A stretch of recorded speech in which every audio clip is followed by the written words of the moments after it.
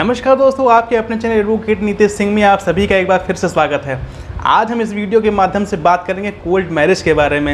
ये क्या है कोर्ट मैरिज और क्या है कोर्ट मैरिज का प्रोसीजर, और कोर्ट मैरिज कौन कर सकता है और कौन नहीं कर सकता है, और क्या कोर्ट मैरिज के लिए हमारे माता पिता की मंजूरी होना अनिवार्य है या नहीं, और कोर्ट मैरिज के लिए किन किन डॉक्यूमेंट्स की ज़रूरत पड़ती है।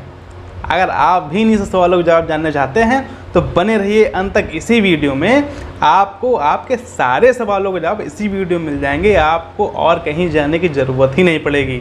तो बिना किसी देरी के चलिए शुरू करते हैं। कोर्ट मैरिज की एक खास बात यह है कि इसका जो प्रोसीजर है पूरे भारत में एक समान ही है, चाहे वो दिल्ली मुंबई से किसी बड़े शहर में हो या हमारे हैदराबाद जैसे किसी छोटे से कस्बे में हो। इसका जो प्रोसीजर है दोनों जगह सेम ही होगा। तो 1954 में हमारे देश में एक कानून बनाया गया था जिसका नाम था स्पेशल मैरिज एक्ट 1954। ये कानून स्पेशली उन लोगों के लिए बनाया गया है जो कि प्रेम संबंध में है, किसी रिलेशन में है और अलग अलग जात और धर्म के होने के बावजूद भी विवाह के बंधन में बंधना चाहते हैं। तो कोर्ट मैरिज उनके लिए एक अच्छा ऑप्शन है। इसके साथ ही अगर एक ही जाति और धर्म के स्त्री पुरुष रीति रिवाजों और विभिन्न प्रकार के तानों बानों और विवाह में होने वाले अनर्गल खर्चों से बचना चाहें तो कोर्ट मैरिज का चुनाव कर सकते हैं। कोर्ट मैरिज के लिए सबसे ज़रूरी है आयु सीमा, यानी लड़की की एज 18+ और लड़के की एज 21+ होना ज़रूरी है। अगर आपकी आयु सीमा पूरी है तो कानून भी आपके साथ है। स्पेशल मैरिज एक्ट के अंतर्गत आप किस जाति के हैं, किस धर्म के हैं, इससे कोई भी लेना देना नहीं। आपकी आयु सीमा पूरी है तो आप लीगली मैरिज कर सकते हैं।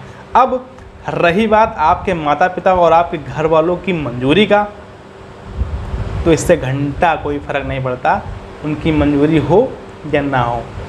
उनकी मंजूरी होगी तो भी आप मैरिज कर सकते हैं, उनकी मंजूरी नहीं भी होगी तो भी आप मैरिज कर सकते हैं।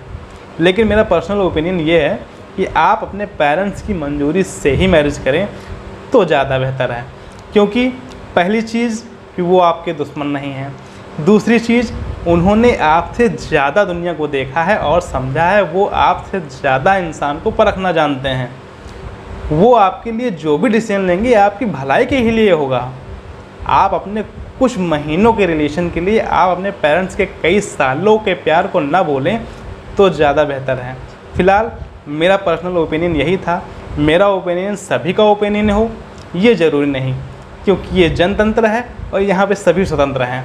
फ़िलहाल आप कमेंट बॉक्स में ये बताइए कि लव मैरिज और अरेंज मैरिज में कौन ज़्यादा बेहतर है और क्यों। कोर्ट मैरिज के लिए आयु सीमा के साथ साथ कुछ और भी ज़रूरी बातें हैं जिनका होना अनिवार्य है।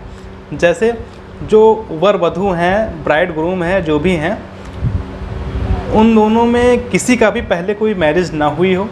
अगर मैरिज हुई भी हो तो डाइवोर्स हो गया हो या फिर उनके पार्टनर की डेथ हो गई हो, यानी कि एक वैलिड मैरिज के होते हुए आप दूसरी मैरिज नहीं कर सकते।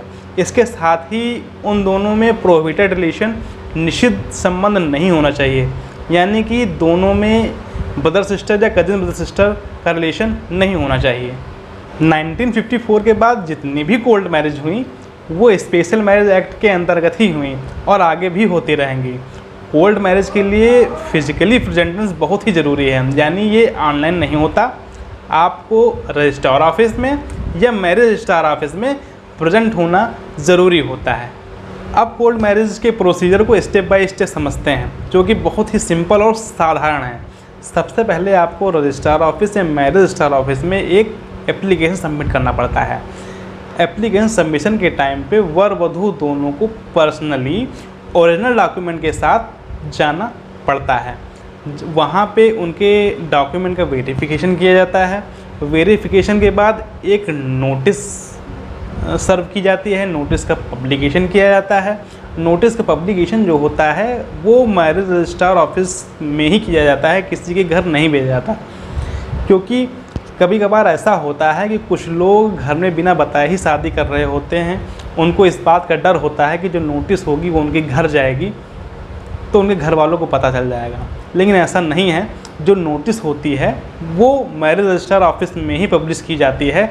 उसकी एक कॉपी मैरिज रजिस्ट्रार ऑफिस के बाहर चस्पा कर दी जाती है, चिपका दी जाती है और जिसको भी ऑब्जेक्शन करना है वो 30 दिन के अंदर ऑब्जेक्शन कर सकता है।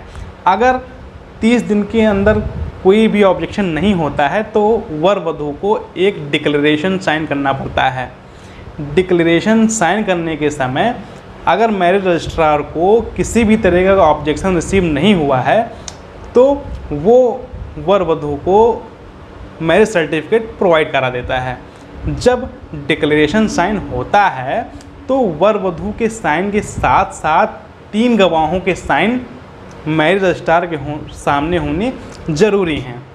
एक बात मैं और बता देना चाहूँगा कि कोर्ट मैरिज में कम से कम 1 महीने का समय लगता ही लगता है और ज़्यादा से ज़्यादा 3 महीने का समय भी लग सकता है। अब जान लेते हैं कि कोर्ट मैरिज में किन किन डॉक्यूमेंट्स की ज़रूरत पड़ती है।